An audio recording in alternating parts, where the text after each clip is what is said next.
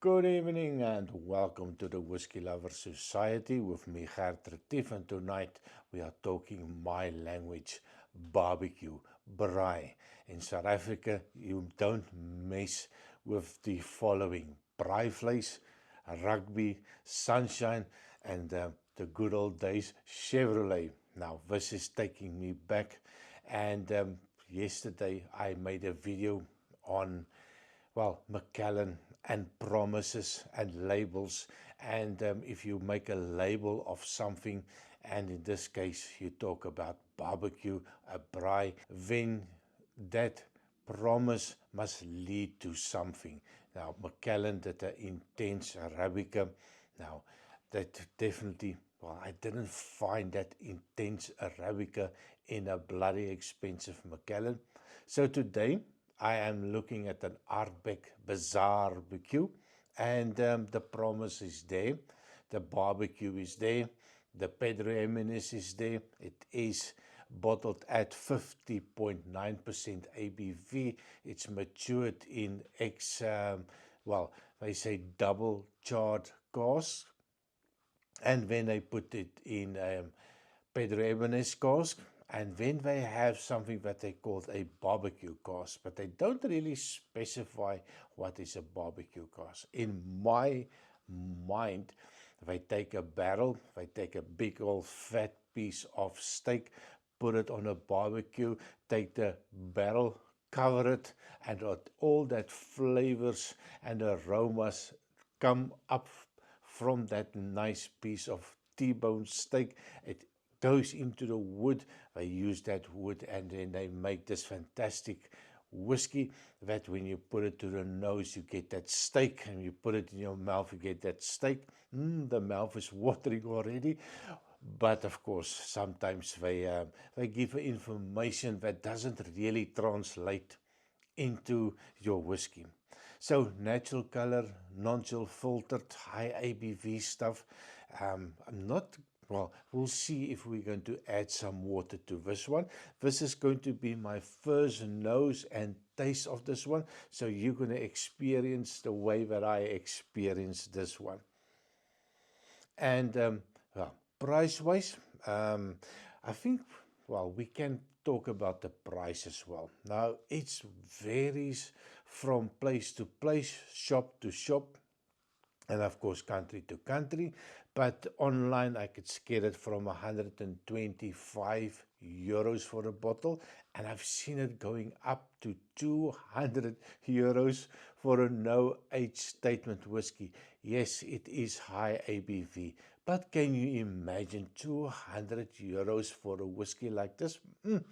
That is, it must be something really special, something that is just out there, and it's something that I just have to buy. It must be really a good whiskey for me to fork out 200 euros for a bottle. Let me know in a comment, what do you think? Are you willing to pay it? Well, maybe you have paid this already for this one. I'm a little bit late on this review. So did you buy it? How much did you pay for it? And while you are there, do a little bit of a like, share, and subscribe. Help the channel grow. We are aiming for 2,000, hopefully before the end of this year. And of course, all ad revenue goes to the children in South Africa. Not much, unfortunately, but we also have a super thanks or super chat or something like that. I have a Patreon account. If you want to give some money to the children, 100% of that money go towards buying food. No admin fees, no nothing, 100%. Back to the whiskey. And of course, oh my word, before I go to that, there is a little bit of a nice color to it. I hope the camera picks it up nicely. I got a new camera as well. I've got a new microphone. So let me know, what do you think? Does it look nice? It costing me a bloody fortune. So hopefully the value and the quality is going to be much better in the future. So the color wise, nice color to it, nice copper color. So definitely the cask, the double charred cask, definitely gave a lot of influence in it. Pedro Eminis cask, there should be a nice sweetness to it. And you can also imagine if it was a little bit of a wet cast, so it will pick up some of that Pedro Ximénez sherry. So on the nose, on this Bizarre barbecue whiskey, cheers. Now, if you put something on a label and you put a barbecue sign there, I expect to find that barbecue note. And I must say, I don't know if I'm just really digging deep to find that note that I was looking for, but the first thing that I did pick up is a nice piece of fat T-bone steak. It's got this lovely sweetness, but I was thinking Pedro Ximénez is going to be a lot sweeter on the nose.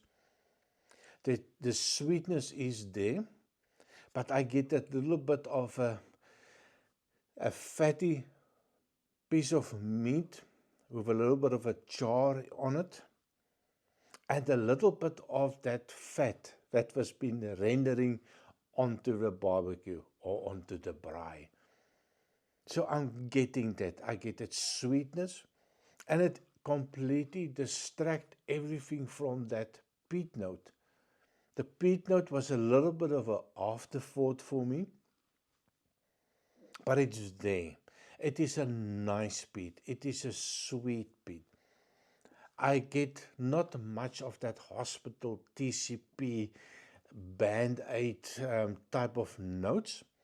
Also on the Pedro Ximénez, sometimes you get a little bit of a rubber note, a burnt rubber note, or sometimes a bad air from an old car tire, that type of note. Not getting any of that. Sweet peat with that little bit of that meaty note. Now, I don't know if it is a power of suggestion, but it's working on me. So I'm either getting old or the brain is tricking me into smelling things that maybe it's not there. But it is lovely, nice. It's sweet, and that barbecue note is definitely coming through. So quite a surprise for me, a happy surprise. And then my brain hits back, 200 euros, Gert, 200 euros. Sometimes I think in the place where I do shopping, I think it was about 230 euros. 230 euros for a no age statement whiskey. Bloody hell. But it is lovely on the nose. So on the taste, cheers. Ooh. Oh, bloody hell. I can see my credit card is cringing already. It is nice, even at 50.9% ABV. I was thinking, they're definitely going to have to add some water to it. I did take a small sip, but it is lovely. That sweetness is maybe 5 notches above the nose. Just want to try again. It does not drink like a no-age statement whiskey. The sweetness is there, not really getting a barbecue note. There is maybe a little bit of a glazed ham if I have to pick out something meaty. It is very sweet, and then it's a little spiciness from the alcohol, and then at the back you get that peat.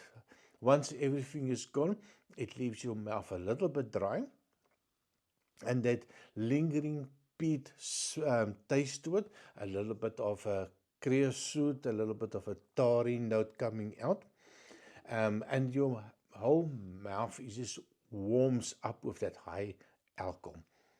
Will I add water to it? I'm not convinced that it's a good idea. Sometimes I do say add a little bit of water, opens it up.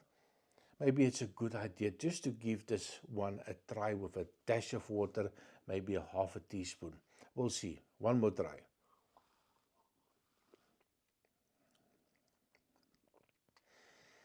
Now, if you're not a peat whiskey fan, I would say give this one a try, or maybe go to a pub and see if they have one well, a sample that you can at least try before you buy it.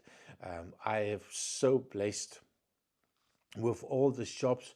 My son found an online store here in Belgium, a little bit expensive for delivery. I found another one that I've been buying a lot of samples. And of course, the new shop that I found here at Grote Markt. I was super impressed with these guys. They are so fantastic. And you can buy things, well, it's so expensive nowadays. Whiskey is crazy. And I hate the idea of buying a bottle of whiskey and finding out that it was not the one that well, you don't really like it, but you spent €150 on that bottle.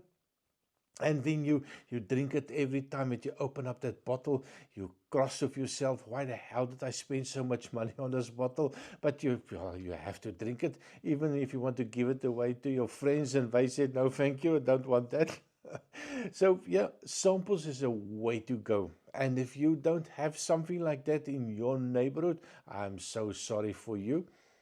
Maybe start doing a club between all the friends, buy a bottle and then share the bottle, and then decide which bottle you're going to spend your hard-earned money with.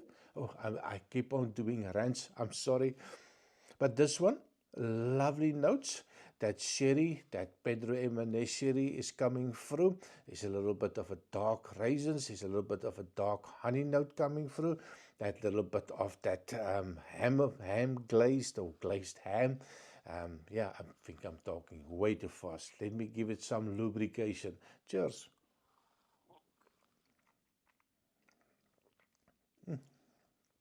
Definitely not going to add water to it this way. It is lovely. I'm so worried always if I add water, I tend to overwater things, and when I ruin it, and when I'm just very upset with myself. Small sips, very, very small sips. It's manageable. It drinks like a matured whiskey. So Ardbeg did a great job on this one. And that meat, the meat is there, more on the nose than on the taste. But it does, if you close your eye, I can see that little bit of a T-bone sizzling away, and that nice aromas come out. And we always used to say, the guy down the street, the barbecue, the further away from you, the better it smells. So that distant barbecue smell is definitely coming through. So what do you think? Have you tried this Bizarre BQ? Do you think it is worth the money? Is it something that you've bought? Is it something that you would recommend for a friend? It will make a fantastic gift, but you must really like that person to spend so much money on a whiskey. So thank you very much for watching. Please remember to like, share and subscribe. And of course, Happy New Year. It's going to be a fantastic one. Cheers.